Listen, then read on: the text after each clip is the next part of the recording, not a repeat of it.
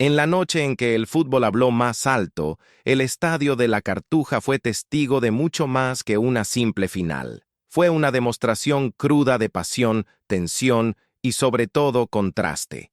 De un lado, el brillo de la técnica y la compostura del FC Barcelona. Del otro, el colapso emocional del Real Madrid. El marcador final fue 3-2 para los catalanes, en un duelo dramático que se extendió hasta los últimos minutos de la prórroga.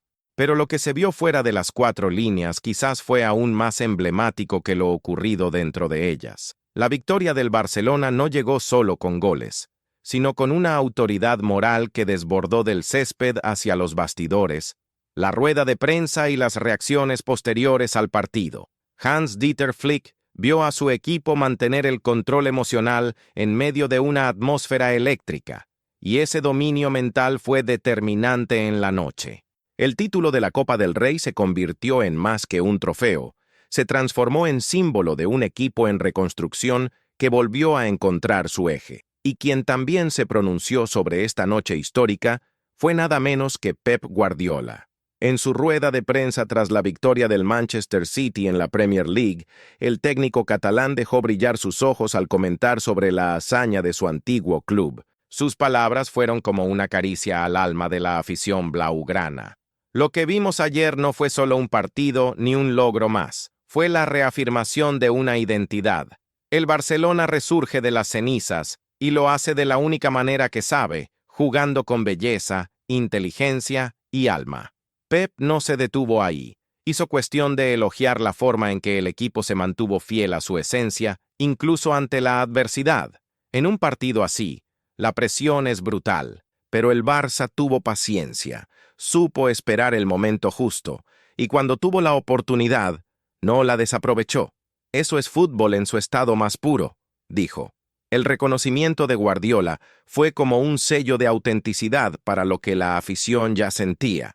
Ese partido había sido especial, y fue aún más simbólico por suceder contra el eterno rival en un contexto donde el Real Madrid llegó al borde de un colapso disciplinario. Los minutos finales de la prórroga estuvieron marcados por un verdadero descontrol emocional en el banquillo merengue. Antonio Rüdiger, sustituido anteriormente y visiblemente frustrado, protagonizó una escena inaceptable. Arrojó una bolsa de hielo en dirección al árbitro. El objeto no impactó al juez, pero la imagen fue impactante. El gesto, por supuesto, resultó en su expulsión inmediata, con el acta arbitral describiendo el acto como una infracción grave que podría costarle al defensor alemán una larga suspensión, que va de 4 hasta 12 partidos en competiciones nacionales. Y no fue solo Rüdiger quien perdió la compostura. Jude Bellingham, estrella del mediocampo madridista, tuvo que ser contenido por sus propios compañeros al abalanzarse sobre el equipo arbitral tras el pitido final. Su actitud podría costarle hasta 3 partidos de sanción. Lucas Vázquez, presa de la indignación, invadió el campo gritando contra las decisiones del árbitro y fue el tercero en ser expulsado. 3 tarjetas rojas que dicen mucho sobre el estado emocional del equipo derrotado. Mientras el Real Madrid se hundía en el caos y la indignación, el Barcelona mostraba la cara opuesta de la moneda. Íñigo Martínez, defensor culé, dio voz al sentir del grupo catalán en una entrevista aún sobre el césped. Con serenidad, criticó la postura del rival y destacó la dignidad con la que el Barça enfrentó los momentos más tensos de la final. Ellos se perdieron en la desesperación. Nosotros ganamos con fútbol, dijo, de forma directa e incontestable. Martínez también hizo cuestión de felicitar al cuerpo arbitral, algo raro en tiempos tan polarizados. Fue una noche difícil para todos, pero los árbitros mantuvieron el enfoque. Ellos también fueron vencedores hoy, concluyó. Estas declaraciones encontraron eco en las palabras de Guardiola. Para el entrenador, esa victoria no fue solo una gloria deportiva, fue un capítulo de redención. Los clubes que construyen su historia sobre valores no se pierden. Pueden tropezar, pero siempre se reencuentran. Ayer, el Barça no ganó solo un partido, rescató su alma, declaró. Y quizás sea justamente esa diferencia de comportamiento la que más impresionó a los aficionados y a la prensa mundial. Mientras el Real Madrid acumulaba titulares negativos, el Barcelona era celebrado por su madurez. No hubo provocaciones ni excesos, hubo entrega, técnica y respeto. Y eso, en el fútbol moderno, es un triunfo en sí mismo. La victoria sobre el Real Madrid, sumada al título de la Copa del Rey, funcionó como un detonante emocional para la afición catalana. El clima en Montjuïc ya no es solo de esperanza, es de convicción, y con razón. El Barcelona está a solo 8 partidos de conquistar el triplete: la Liga, la Champions y la Copa del Rey. Un camino difícil, pero cada vez más posible. En el campeonato español, el club catalán tiene 4 puntos de ventaja sobre el Real Madrid, con 5 jornadas restantes. La confianza es tan grande que incluso el clásico contra los merengues en Montjuïc, programado para el 11 de mayo, pasó a ser visto como una celebración anticipada, un rito de paso. Y mientras el Barcelona asciende, el Inter de Milán, rival en la semifinal de la Liga de Campeones, se desploma. El equipo italiano ha venido acumulando tropiezos consecutivos, 3 derrotas seguidas, ante Bolonia, Milan y Roma. El último revés, en casa, ante el equipo romano, reveló a un equipo exhausto, sin creatividad y emocionalmente afectado. Ni siquiera los titulares lograron revertir el escenario de crisis. Para empeorar, el Inter perdió además a 2 de sus jugadores más importantes: Benjamin Pavard, con lesión en el tobillo, y Marcus Thuram, con un problema muscular. Ambos están prácticamente descartados para el partido de ida contra el Barcelona. Y esta es la oportunidad perfecta para que el equipo de Flick capitalice su buen momento. El primer duelo de la semifinal de la Liga de Campeones se juega en el Estadio Olímpico de Montjuïc, donde el Barça ha mostrado fuerza y eficiencia. En casa, el equipo suma 5 victorias y un empate en la Champions, con 22 goles marcados y solo 4 recibidos. Un rendimiento de élite que será puesto a prueba ante un rival debilitado y presionado. Esta diferencia de momentos no pasó desapercibida ni para los jugadores ni para el cuerpo técnico. Internamente, el discurso en el Barça es claro: respetar al rival, pero no desaprovechar la oportunidad. El equipo sabe que necesita construir una ventaja cómoda en el partido de ida, aprovechando el apoyo de la afición y la inestabilidad del Inter. Pero más allá de los números, más allá de las tácticas, hay una convicción renovada, una sensación de que el Barcelona volvió a ser el Barcelona. No solo el club que levanta trofeos, sino el que representa un ideal de fútbol, colectivo, elegante, valiente. Guardiola lo dijo todo en su rueda de prensa: esta victoria no es solo una conquista, es un recordatorio para el mundo de lo que el fútbol puede ser. El Barcelona mostró que es posible ganar siendo fiel a los principios, y eso, para mí, es el mayor triunfo que existe. Y así, entre goles, expulsiones, declaraciones y proyecciones, el aficionado culé respira un aire que hace mucho no sentía. El de un club que ha reencontrado el camino, no solo para vencer, sino para inspirar. Mientras las celebraciones continuaban por las calles de Barcelona, impulsadas por cánticos que resonaban con los nombres de los héroes de la noche, el club catalán volvía silenciosamente al trabajo. La euforia por la conquista de la Copa del Rey no podía oscurecer la realidad que aguardaba en las próximas semanas. Un calendario infernal, decisiones en secuencia y el desafío mental de mantener el enfoque. Para Hans-Dieter Flick, la celebración tenía un plazo claro: hasta el amanecer del día siguiente. El entrenador alemán se reunió con su cuerpo técnico aún en la mañana posterior al título.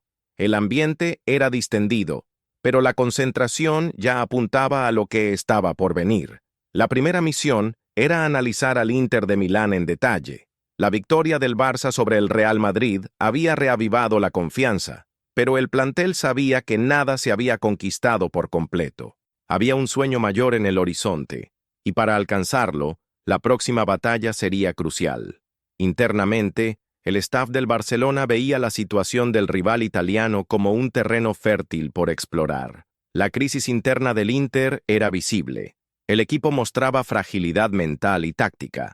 Simone Inzaghi ya no lograba extraer intensidad de sus dirigidos, y la ausencia de Pavard y Thuram ponía en jaque el sistema defensivo y el poder ofensivo del equipo neroazzurro.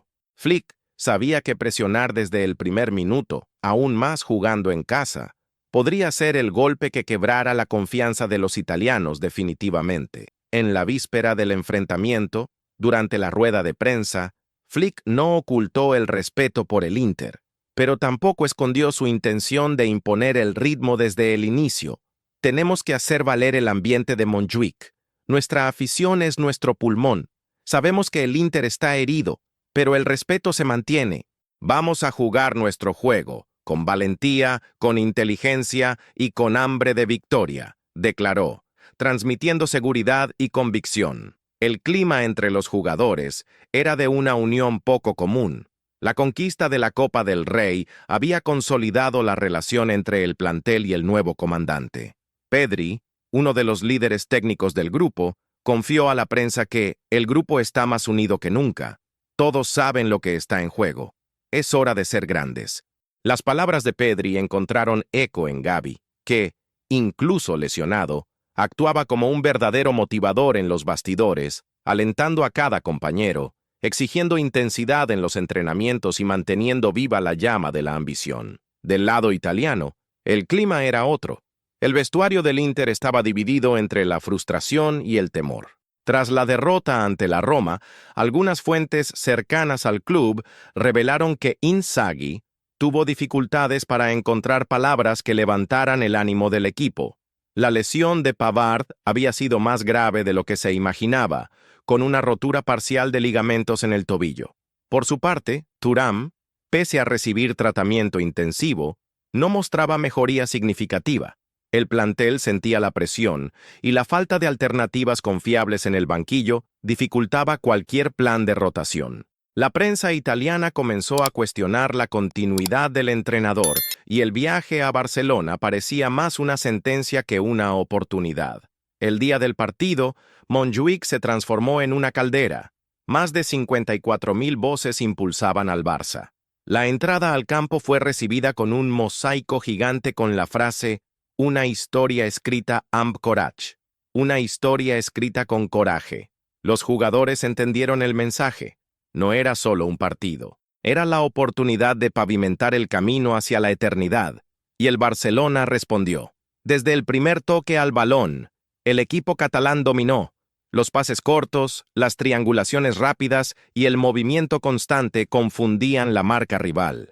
Lewandowski abrió el marcador a los 18 minutos tras una hermosa asistencia de João Félix. Antes del descanso, Lamine Yamal marcó el segundo, aprovechando un rebote tras disparo de Rafinha. El joven prodigio celebró señalando el escudo del club, simbolizando que allí estaba su corazón. En la segunda mitad, incluso con la ventaja, el Barcelona no retrocedió. El Inter intentó reaccionar, pero no encontró espacios. Ter Stegen, siempre seguro, trabajó poco.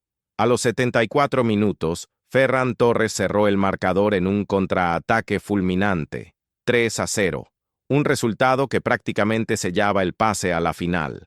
El pitido final vino acompañado de largos aplausos y gritos de «¡Sí se puede!». La sensación en las gradas era clara. El Barça estaba de regreso en su lugar legítimo. En el postpartido, la prensa europea se rindió ante la impecable actuación del Barcelona. Medios de diversos países exaltaron la madurez del equipo, la intensidad táctica y el dominio técnico. Barcelona baila sobre la crisis del Inter, escribió l'Equipe. Un recital blaugrana en Montjuic, tituló la Gazzetta dello Sport. Incluso la prensa de Madrid reconoció la hazaña, aunque con cierto disgusto. Pep Guardiola volvió a manifestarse. Esta vez, por redes sociales, publicó una imagen de la celebración en Montjuic con la leyenda «El fútbol agradece».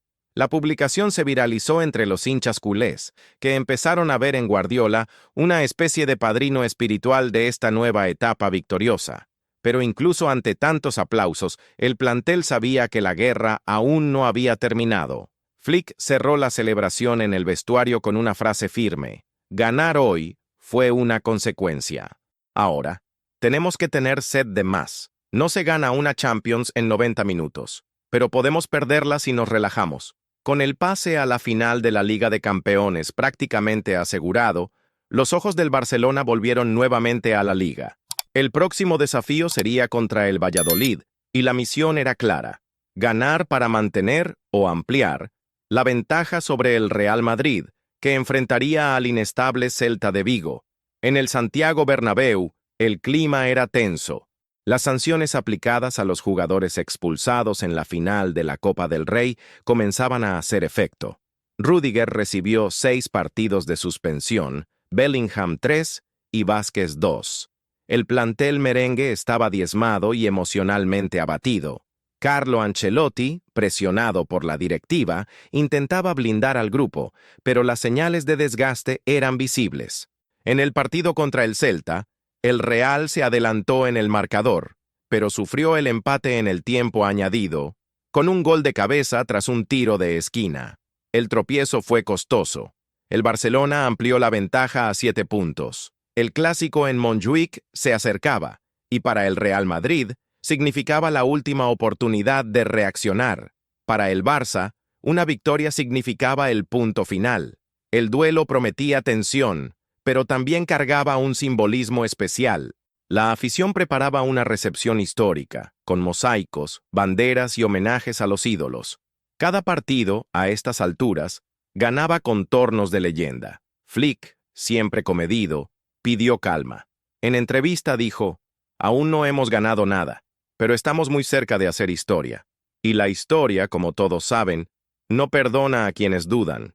La semana del clásico llegó envuelta en tensión, pero también en expectativa. La atmósfera en Barcelona era eléctrica. Aficionados hacían fila en las tiendas oficiales para adquirir camisetas, pancartas y banderas.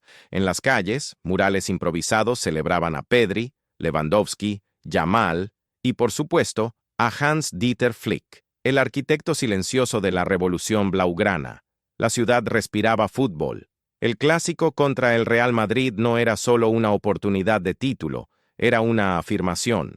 Era la posibilidad de reescribir la jerarquía que venía siendo cuestionada desde la salida de Messi. Montjuïc fue preparado como un escenario de ópera.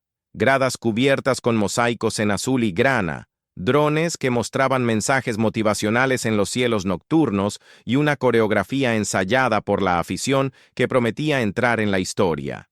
El plan era claro: intimidar incluso antes del silbatazo inicial. El vestuario del Barcelona, sin embargo, mantuvo la sobriedad. Flick, meticuloso, dividió la charla técnica en 3 momentos: mental, táctico y simbólico. En el primero, reforzó la importancia de mantener el control emocional. Ellos vienen heridos, pero un animal herido puede ser peligroso. No den margen. En el segundo, destacó las zonas vulnerables del rival, especialmente el sector izquierdo del Real, sin Rüdiger ni Mendy, y sobrecargado con Nacho y Camavinga fuera de posición. En el tercero, dio la carta final: ustedes tienen la oportunidad de poner sus nombres junto a Xavi, Iniesta, Puyol. La historia está con las puertas abiertas. Del lado madridista, el ambiente era denso. Ancelotti, experimentado, buscaba rescatar la confianza de sus jugadores, pero los entrenamientos mostraban a un equipo trabado, poco creativo. La ausencia de Bellingham debilitaba el sector ofensivo, y sin el poder de recuperación de Rüdiger, el sistema defensivo era vulnerable. Internamente, algunos directivos ya empezaban a preparar el terreno para el final de la era Ancelotti. El nombre de Xabi Alonso sonaba con fuerza. El clásico comenzó a toda velocidad. El Barcelona, como de costumbre bajo Flick, presionó alto desde el primer minuto. En 5 minutos, ya había rematado 2 veces. A los 13, el gol. Una jugada iniciada por De Jong en el medio, pase vertical a Gundogan, que rompió líneas con un toque sutil para Lewandowski. El polaco, con categoría, picó el balón por encima de Lunin. Montjuïc explotó. 1-0. El Real intentó responder, pero chocó con la solidez defensiva del Barça. Araujo, en una tarde impecable, neutralizó a Vinicius con disciplina y fuerza. Ter Stegen realizó 2 atajadas importantes, una de ellas tras un disparo cruzado de Valverde. Pero fue todo.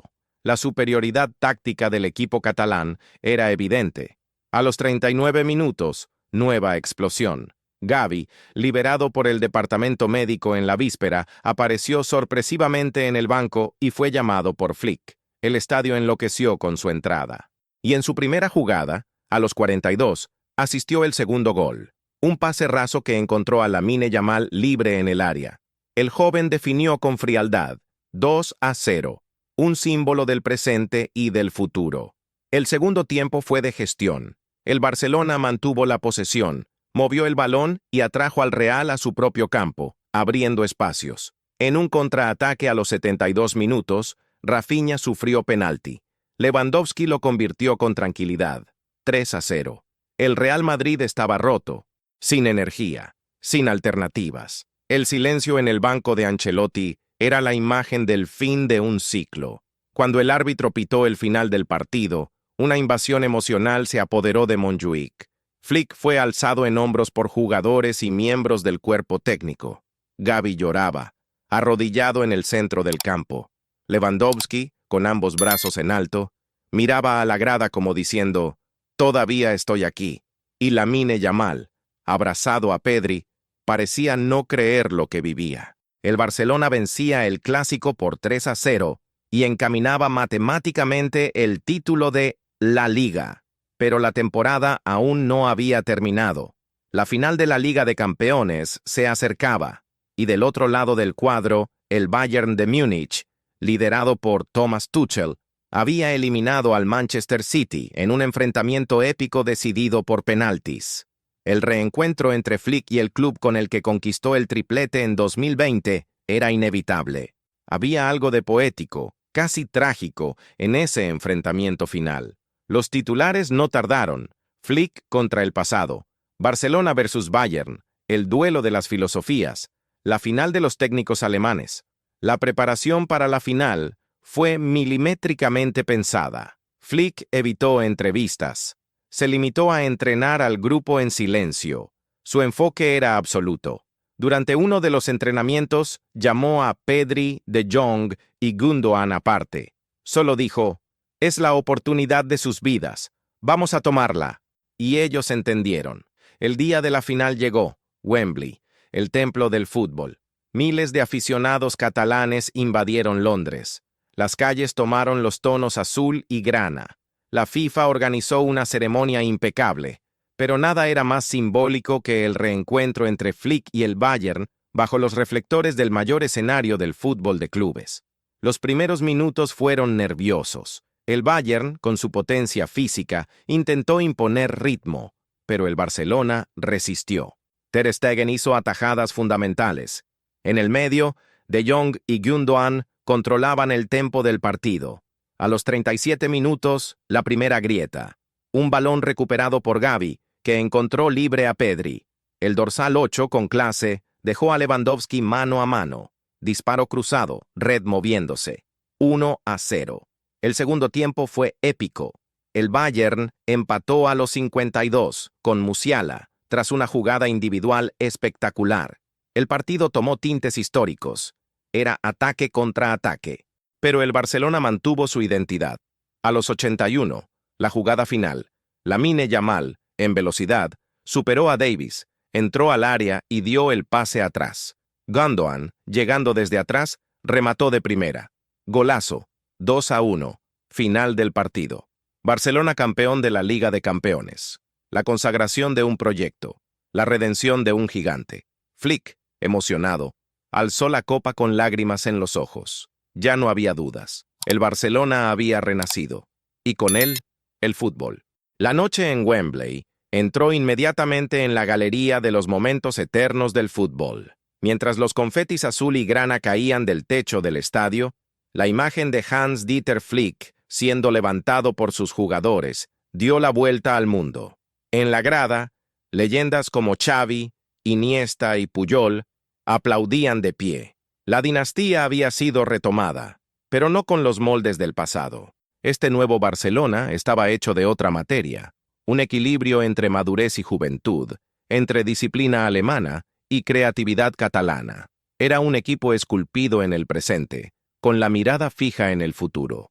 En la rueda de prensa posterior al partido, Flick fue conciso. como siempre. Cuando un periodista español le preguntó cómo definiría la temporada, solo respondió: transformación, no solo de un club, sino de una idea. La frase resonó en los periódicos al día siguiente. La transformación a la que se refería no era solo táctica, era institucional, mental y simbólica.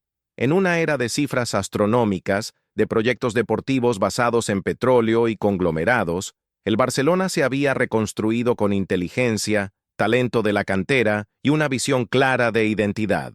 No solo ganó, convenció. Y tal vez lo más importante, emocionó. Lewandowski, al final de la temporada, confirmó que se quedaría un año más. Dijo que jamás se había sentido tan conectado a un club como ahora. Pedri renovó hasta 2030. Gavi, símbolo del alma catalana, fue homenajeado en el Camp Nou con una bandera gigante en el regreso al estadio reformado, y Lamine Yamal se convirtió oficialmente en el rostro de la nueva era. Campañas publicitarias, documentales y una multitud de niños vistiendo el dorsal 27 por las calles de Barcelona mostraban que algo había cambiado para siempre. En la sede del club, Joan Laporta no escondía la satisfacción. La apuesta arriesgada por Flick, cuestionada por muchos en su momento, se había mostrado visionaria. En entrevistas, afirmó que este era solo el comienzo, pero que no renunciaría a los pilares: cantera fuerte, fútbol ofensivo y principios innegociables. En el Museo del Barça se instaló un nuevo panel: título de la Liga 2024-25, título de la Liga de Campeones de la UEFA 2024-25, Supercopa de España. Y por encima de todo, un nombre: Hans-Dieter Flick. Más que títulos, él había devuelto algo que el club parecía haber perdido: esperanza con propósito. La temporada siguiente comenzaría con el Barça disputando el Mundial de Clubes reformado, ahora con formato ampliado y audiencia global. Las expectativas eran inmensas, pero el sentimiento era otro. Ya no había desesperación, solo confianza. Los fantasmas habían sido exorcizados. Y cuando el balón volviera a rodar, una nueva generación ya sabría: el Barcelona había resucitado y estaba listo para gobernar de nuevo, con belleza, con coraje, con identidad, más que un club, más que una temporada, un renacimiento.